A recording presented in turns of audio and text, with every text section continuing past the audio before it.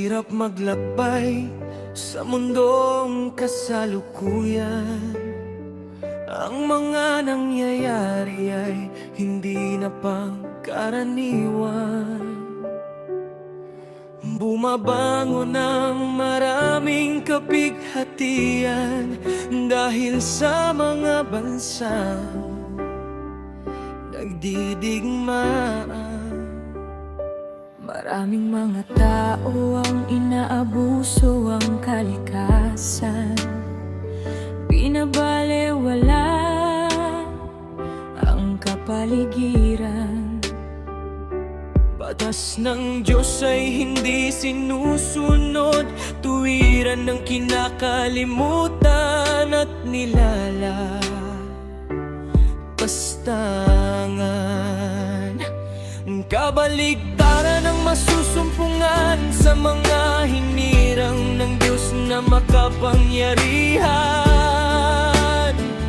Pinagtatalagahan ng mga pagsamba at hindi pinapabayaan kahit magulo ang kapaligiran. Tuntunin ng Diyos ay isinasakatuparan.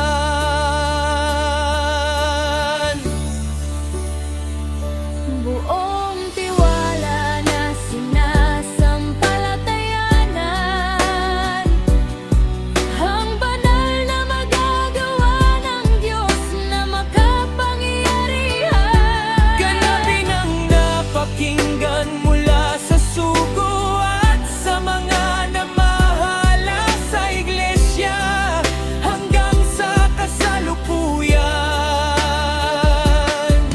Tuparin ang mga aral na napakinggan na nakasulat sa banal na kasulatan at huwag talikuran.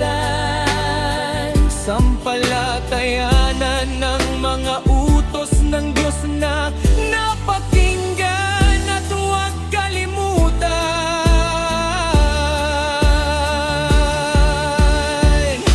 Ibuhay ang napakinggang mga salita ng Diyos upang kamtan ang pangakong kaligtasan.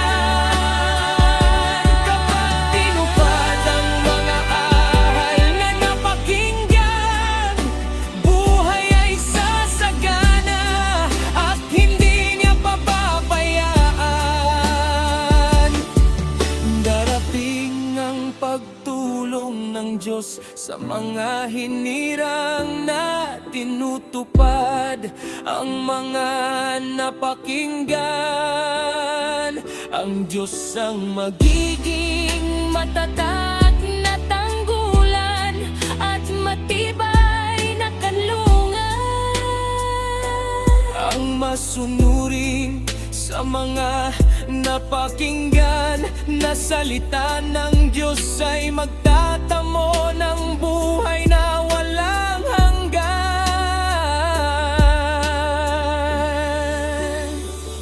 Huwag salungatin ang utos ng Diyos na napakinggan.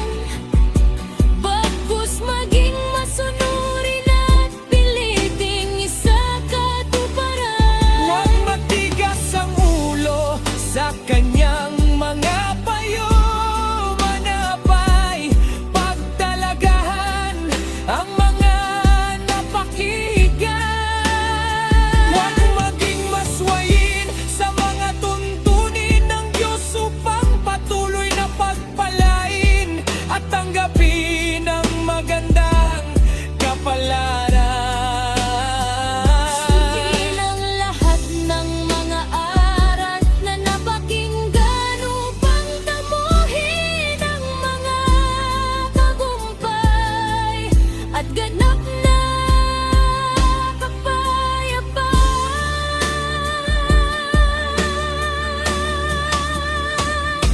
Ganapin ang napakinggan mula sa sugo at sa mga namahala sa iglesia hanggang sa kasalukuyan. Tuparin ang mga aral na napakinggan na nakasulat banal na kasulatan at huwag talikuran.